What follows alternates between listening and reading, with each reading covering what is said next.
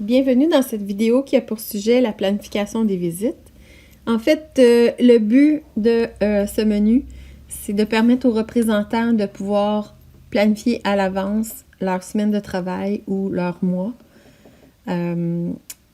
pour leur visite de leurs clients. Donc, simplement cliquez dans le menu général à gauche sur Planification des visites.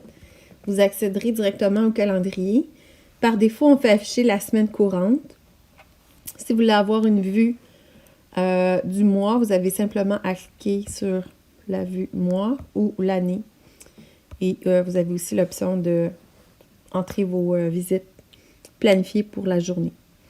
Donc, si je reviens au niveau de la semaine et que je veux planifier une visite pour le 30 décembre, exemple à 9h30, j'ai simplement à défiler avec mon doigt sur ma tablette vers le bas, aller cliquer au niveau de la cellule du 30 décembre et inscrire l'heure ici, 9h30, en cliquant à gauche en bas et en allant, en défilant, en scrollant, aller choisir 9h30 et simplement cliquer OK. Donc, ma visite sera de 9h30 à 10h.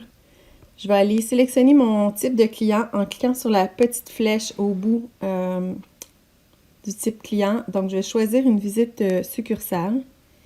Maintenant, je vais aller sélectionner un client. Ce sera la liste du territoire uniquement du représentant. Alors, j'ai décidé de faire une visite au 2348 à Sherbrooke. Notez qu'entre parenthèses, on a mis la symbolique OD7. En fait, c'est l'acronyme pour Overdue 7 jours. Donc, on a mis dans le système une fréquence de visite. Ce client-là est visité, il est de classe A, donc il est visité aux 7 jours. Et sa dernière visite date du 16 décembre. Alors, il est overdue de 7 jours. Donc, il est en retard de sa visite de 7 jours. Donc, je sélectionne mon client. Ensuite, je peux sélectionner les types de visites, soit une visite normale, un appel téléphonique, un courriel. Je peux appliquer une récurrence, c'est-à-dire si je veux que cette visite se répète dans le temps, donc de façon à la semaine, hebdomadaire ou mensuelle ou une visite annuelle. Donc, je vais choisir mensuel. Je vais donner une date de fin. Donc, je vais cliquer en bas à gauche. Je vais aller déterminer avec le calendrier, je vais me déplacer. Donc, je veux avoir une visite par mois jusqu'à la fin avril. Donc, je vais sélectionner le 30 avril et je vais cliquer OK. Je peux aussi sauvegarder ma visite dans mon calendrier sur ma tablette, simplement en cliquant « Ajouter au calendrier ». Maintenant, je suis prête à enregistrer ma visite planifiée. Donc, simplement cliquer en haut à droite sur « Enregistrer ». Et la visite va aller s'ajouter dans le calendrier. Si je me déplace au niveau des mois, je vais voir en glissant vers la droite avec mon doigt, je vais voir que, exemple, le 30 janvier, j'ai une visite planifiée pour ma succursale à Sherbrooke.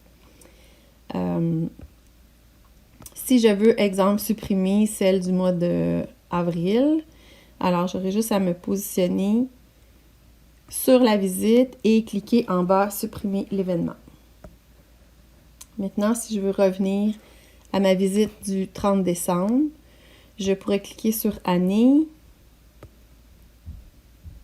ou « Mois » plutôt et glisser vers la gauche pour revenir à ma visite du 30 décembre. Donc, lorsque je vais effectuer ma visite, j'ai simplement à cliquer sur le nom de la succursale et cliquer sur « Aller au compte ». Maintenant, je vois que toutes mes dernières visites sont enregistrées. Et la distinction pour une visite planifiée, en fait, vous avez un petit rond au bout de la visite qui vous permet de la cocher. En fait, qui vous permet de dire que cette visite aurait été effectuée. Donc, le but, c'est vraiment de comparer les visites planifiées versus les visites exécutées, réalisées. Et le gestionnaire pourra alors voir le taux d'exécution. Donc, tout ce qui a été planifié versus ce qui a été exécuté. Alors, je coche la petite case. Et si je veux rentrer une note, j'ai simplement à cliquer sur la visite et je peux inscrire ma note et enregistrer par la suite. Voilà, très simple.